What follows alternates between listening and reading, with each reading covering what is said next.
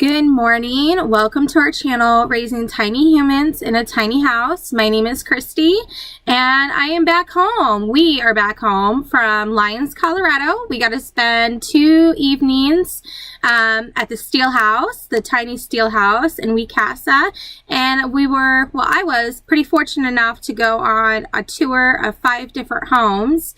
And so I wanted to edit those videos and the photos of our trip by Saturday, but we got home Friday around 4 a.m., slept the whole day and rested. And then Saturday I had a lot of errands to do. I had to go to the post office and go get groceries. And with little ones, that's like a whole day event.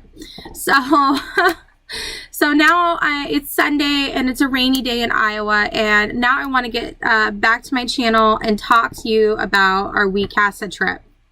Okay, so we arrived on Tuesday exactly almost at 2 p.m.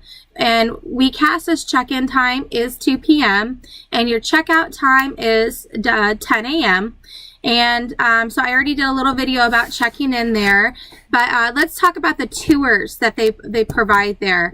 Tiny Tour Tuesdays is currently what they call it, where they have tours every Tuesday from 12:30 to 1:30 p.m. And when I was on my tour went a little past 1:30, and it wasn't a big deal as long as everybody had that time. They could stay and continue on with the tour. But on Tiny Tour Tuesdays, that's a tongue twister, the limit is 10 people. So the maximum they'll allow is 10 people to tour all the tiny homes. And then they have individual tours on Mondays and Wednesdays by appointment only. And currently right now the contact for that is Brandy, which is all on the website, and I will link it down below so you can see. Very easy, just click it and it'll take you to WeeCasa, and then you look for about them or the tours section, and her phone number is there, the contact information's there. So when I did my tour, it was on Wednesday, so it was an individual tour, and I did have 2 other ladies with me, and it was a mom and a daughter, and it was her birthday gift from her daughter to go tour the tiny homes. So a lot of these videos I just muted the sound because I didn't want their personal conversations to be in with the tour. I basically wanted to record each house and maybe talk about them a little bit, to say what I liked and what I didn't like about the tiny house. But you know what? I think you guys are smart enough to figure out what you like and what you don't like by just looking at pictures and videos. So, but what can I say here? So there is one thing I also want to talk about very quickly. So we have been going to WeeCasa for 3 years. I have nothing but positive things to say for this company. But when I get online and I see reviews about people not being able to just come there and tour them, that kind of makes me upset a little bit, because you guys have to understand that this is a business and it is a resort. People are spending money to spend the night there.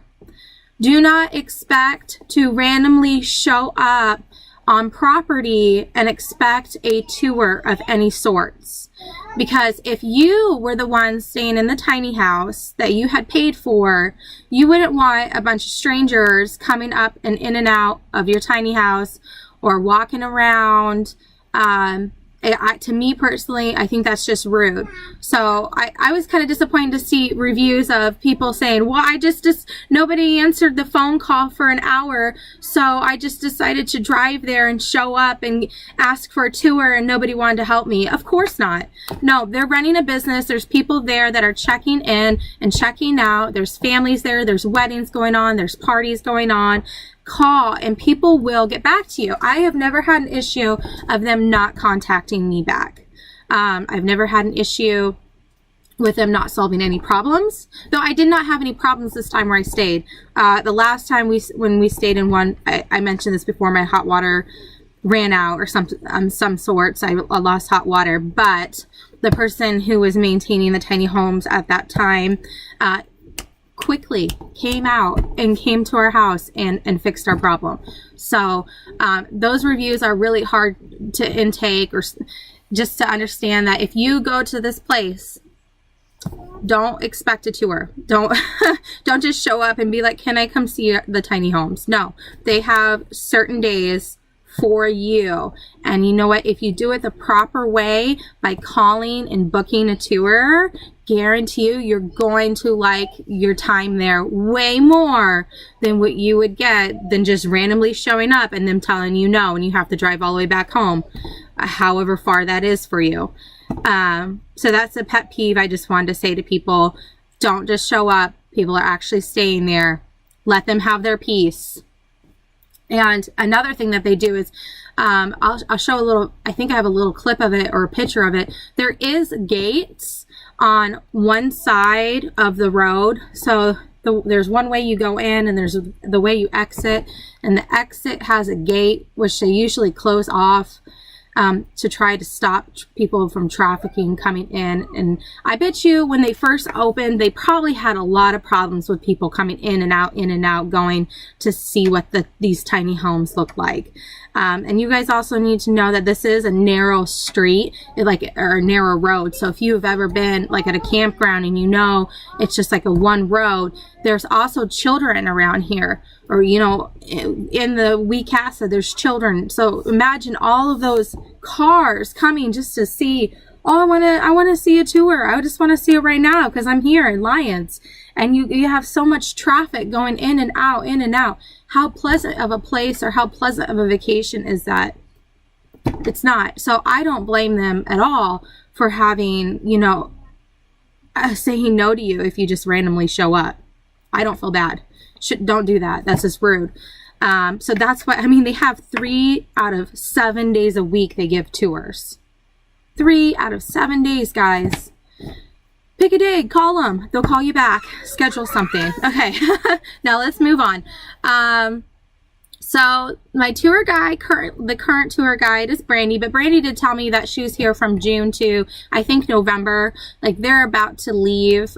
Brandy, and I believe it was her significant other, was staying there, and they worked there for a certain amount of time, and then I think they're going to move on. But currently, right now, Brandy is the tour guide, and her phone number is on the website right now.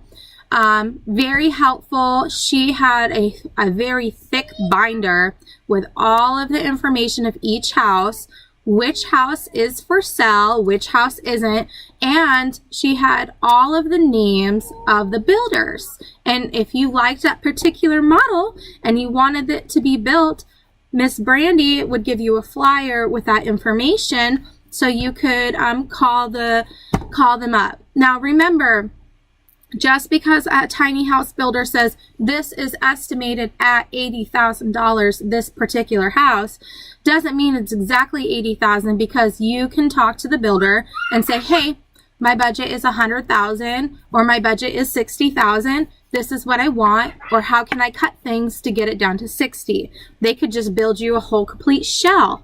You know, they can just build the shell of the tiny house and say, okay, this is what, 60,000. We get all the electricity, all the water lines, or blah, blah, blah, blah, blah. We'll get all this shell stuff done. And you must, you know, get your own appliances and the walls inside, or something like that.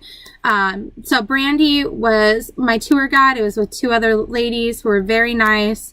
And they were pretty curious in the movement. And I don't think they were not wanting a tiny house for themselves at the moment. They were just, it was her birthday and she was curious and she wanted to be up close and she wanted to touch and feel and see.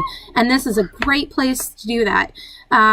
If you are starting out and you want to live in a tiny house, please go to a tiny house festival or go to WeeCasa, or rent one so you can touch and feel and see, like, how can this work for you?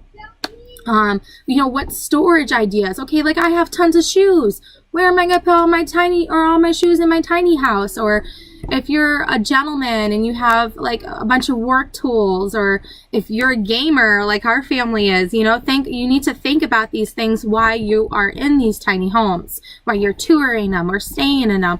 You need to brainstorm constantly, you know, where are things going to go? And sometimes, you know, little things will fall into place once you move in. Like, look behind me. Look at all this crap up here. I have no organization skills. My children's homeschooling stuff, I have to figure it out still. It's terrible. I don't know. I need to like downsize half of that. But so going back to the tours, I do believe there is a cost for them. I'm not quite sure. It is on the website if there isn't a cost or if there is a cost. Let's see. Pause it for just a second and look. Okay, so I just got back on the website. It is $15 for the adults, and children under 10 are free. My husband had set up the tour with Brandy when we first checked in. He talked to her, so I didn't know if it cost or anything. So it does cost $15, but of course, call. And also get on their Facebook. They might have some free events. They might do like, I don't know, they might do some kind of like tiny festival thing where they say, hey, it's free this Friday if you want to come see a tour. So also be on Facebook. A lot of people don't like being on Facebook, but be on Facebook and just add events. Go to Tiny House People and check out what kind of festivals are going on. Sometimes they give out discounts and coupons. So you can go if you book in advance, you know, you get cheaper rates. Okay, so going back to the tour, I'm going to just start, let's see here, and pull up the first tour that I got to go through. And Chris didn't get to come with me because our children were being very naughty at the time. So Chris stayed in the steel house, and he stayed there with the kids and played while I went by myself. So it's just me on the tours. No kids. All right, so this is the first one that Brandy had us tour. And this was lived in before. It was a family of 4. And I believe it was Rocky Mountain Tiny Homes that built it. And she's just explaining right there how the table is multifunctional and how it can pull out even bigger. And the stairs has some storage in it, which is great, especially if you have kids. And right there, as you're going up, you can see that there is storage along the master bedroom suite. And that would be the master bed. And this is the walkway for the kids. And I did walk across it. And I've seen many pictures of this house before we even built our house. And I wanted to do something like this. But once I was up there and I walked on, I believe it's plexiglass. Once I walked on it, I did get very scared. But I am only 5 feet tall, so I get scared with heights. This is the children's room, and there is underground storage, but it was kind of hard since they didn't have a hole in it to pull it up. And it's a pretty small cubby hole, but that's okay because, you know, kids have really tiny toys that they could put in there. And that one, I couldn't even open that one. So, but the design of the ceiling was really cool. How they have the electricity up there. And I do like the railing. That is something I want currently. I want that railing up in our house. Just right now, financially, I don't have the money to do it. But I really like the look of it.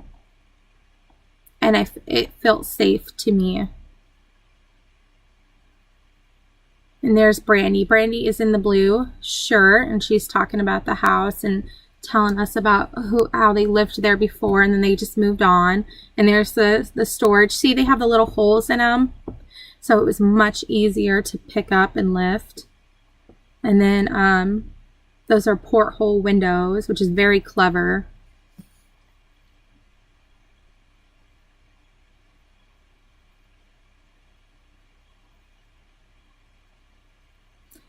And the kitchen, to me, it was, I like open concept. I like how our kitchen is because it just feels like it has more space. Being a family, to have all that space behind you is nice. And for them, this worked for them. But they do have a lot more storage than I do. Like, that is very cool. I wish I had that in my house. And they do have a butcher block sink, which is something me and Chris are going to be talking about, figuring out how to put a butcher or a butcher block on top of ours somehow.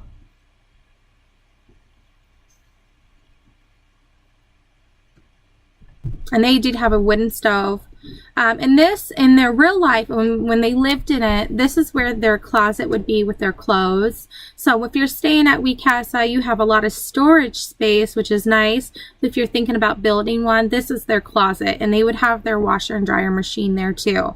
So they could just throw their clothes in, take a bath, and you know, your clothes would be done in the morning.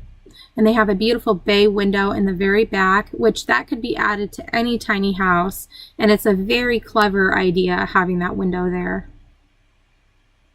I can see like you growing some herbs or anything in that back. That back window would be very cool. And I thought that opened for towels, but I was wrong. So. And this is Brandy talking about how they use that as a spice rack.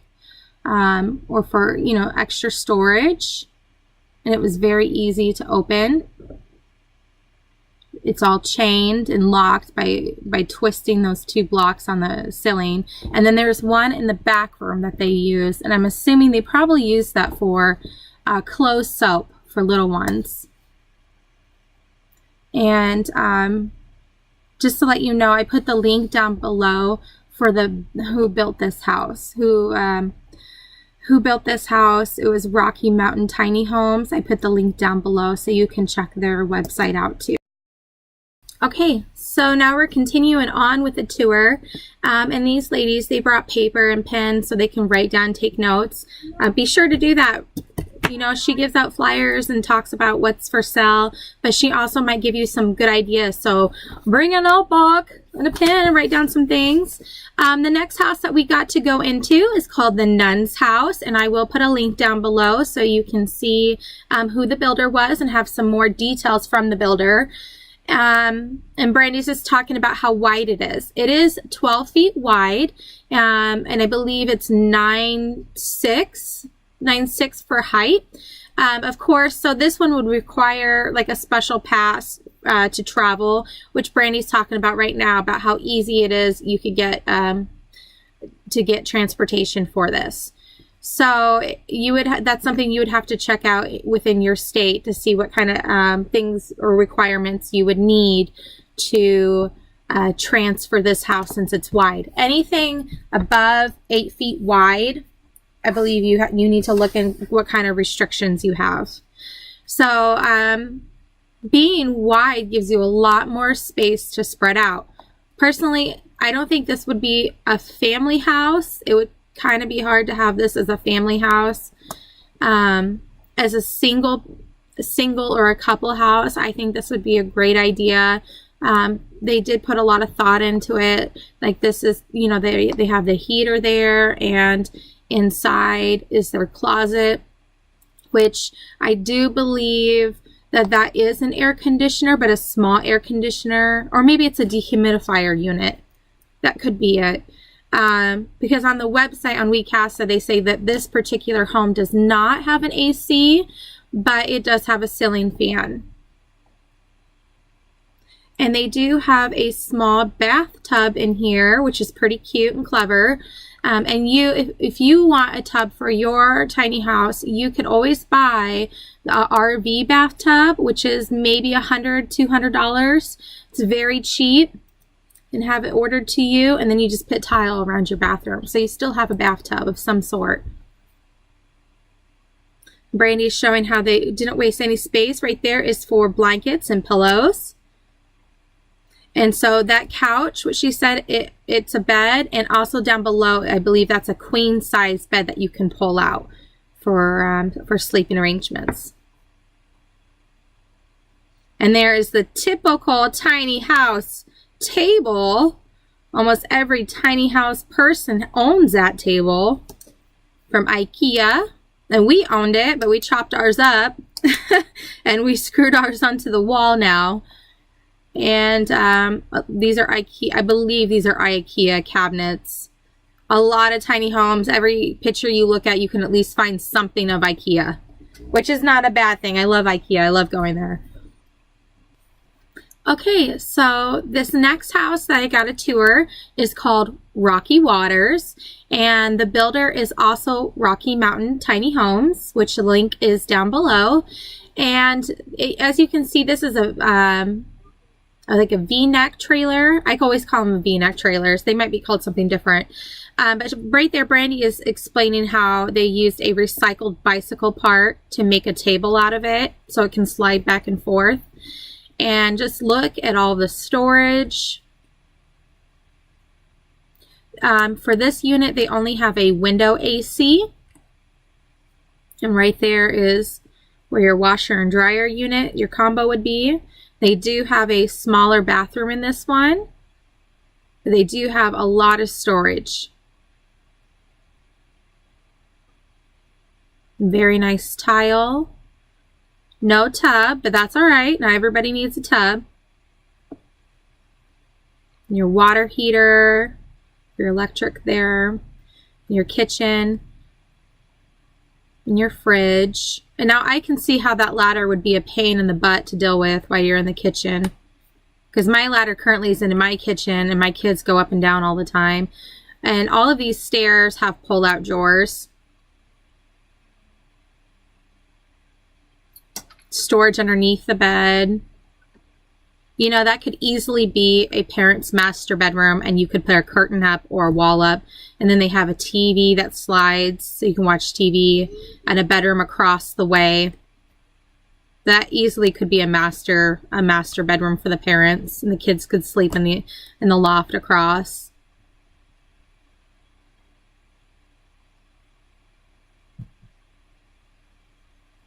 It's one of my favorites just because of the amount of space. Okay, as we continue on through the tour, go ahead and take a look at the sidewalk that they have that's new. And Chris mentioned it was paved. It's not paved. It's actually little rocks. But still, it looks very nice, so you can walk in between the different homes.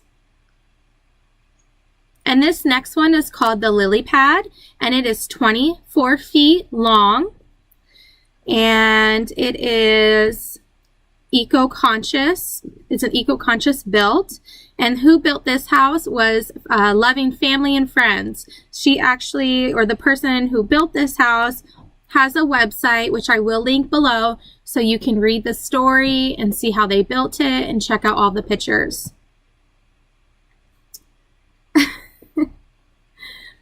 But it was showcased on Mother Earth and Tree Hugger and the Inhabiter. So this house has been showcased.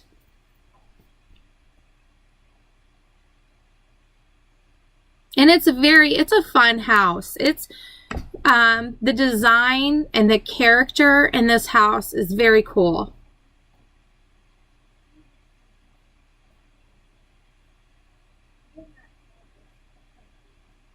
I don't think my camera justifies how pretty it is inside. I would recommend checking out their website and seeing their pictures that they took, the owner that has on her website, because it's very vibrant. And I don't think my GoPro captured how vibrant the reds are, how rich they are in color. And upstairs they have like a curtain, a jeweled curtain, and I thought that was pretty cute. They only have an electric heater, not a gas stove. I personally like gas stoves better, but that's just my take. Everyone's different. And they have cute little carpet squares, which is very good because I've already fallen in my house maybe 10 times. When I wear socks, I slip and I fall. So I think that was a very good idea that they found little carpet squares to put down. And the loft space here is much higher than your typical tiny house. So they built it so the bottom floor is lower. And if you're short, it's not a big deal. But if you're tall like my husband, the downstairs isn't as comfortable. But upstairs, you know, you can actually set up, almost stand. I'm only 5 foot, so. And there's another loft on the other side. And lots of windows to let light in. And I believe that on the wall was a heater. I could be wrong. I'm pretty sure that was a heater.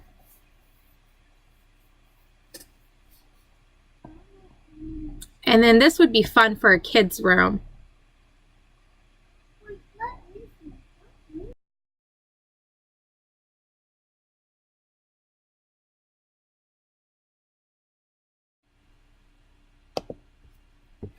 Okay, this next one that we're going to see is called the Empty Nester, and it is 36 feet long, which is 10 feet longer than ours. And there is the name of the company and information, and I will put that link down below. And the Empty Nester did win Best in Show in 2017 at the Colorado Tiny House Festival. And I can absolutely see why. Personally, this is my favorite tiny house of all time. I even like it more than our own tiny house. And my husband hates that I say this.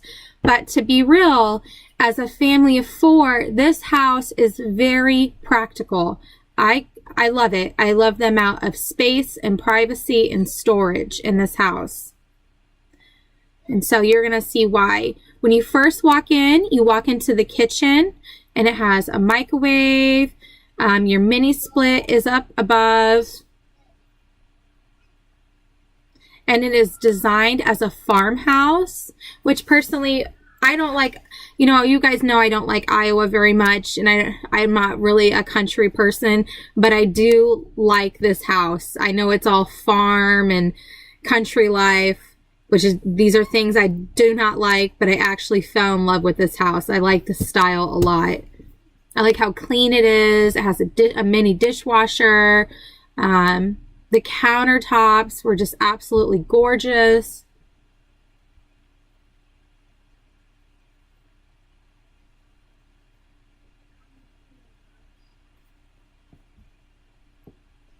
You can see how nice and wide it is with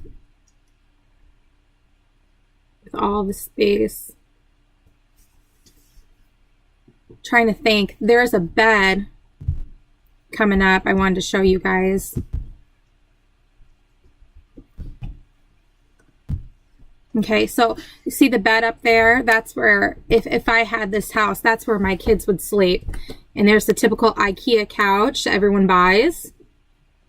Which I think that takes up a lot of space, but you probably spend a lot of time in that area in your living room. So, and this is the bathroom.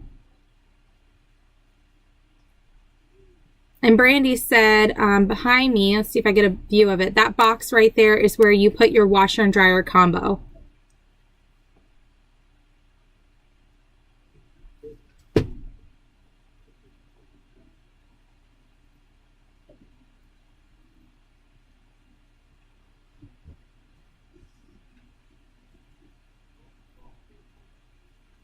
So everything was very thought out. And I'm not saying our house that we built wasn't thought out. I mean, we had 18 months to think about things and plan out.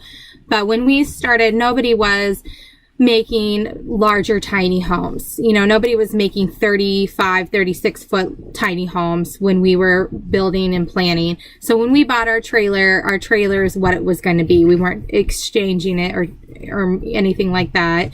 And this bedroom is gorgeous and it's great. Look at all that storage that I could use for clothes. And so sometimes I wish I could just sell my tiny house I live in now and buy this house.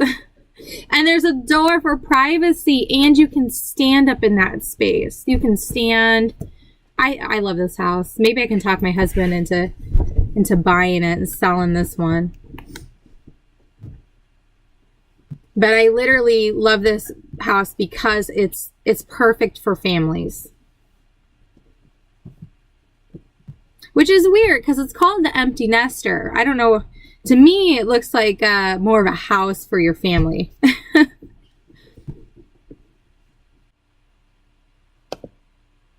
And for the last house I'm going to do for this video is called the Hobbit House, which was unavailable for us to tour while we were staying there because it's so popular. It's rented quite often.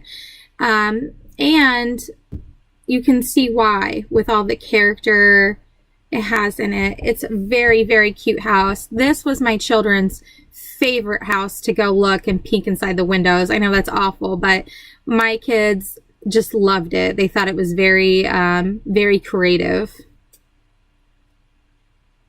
I'll put the link below for the website on this one. It was built by Incredible Tiny Homes. Thank you for watching today's video, and if you liked it, give it a thumbs up. And if you're new to our channel, subscribe for future videos. You say have a good day. Have a good day. Anything else? No? Choo choo. Choo choo. Yeah, yeah.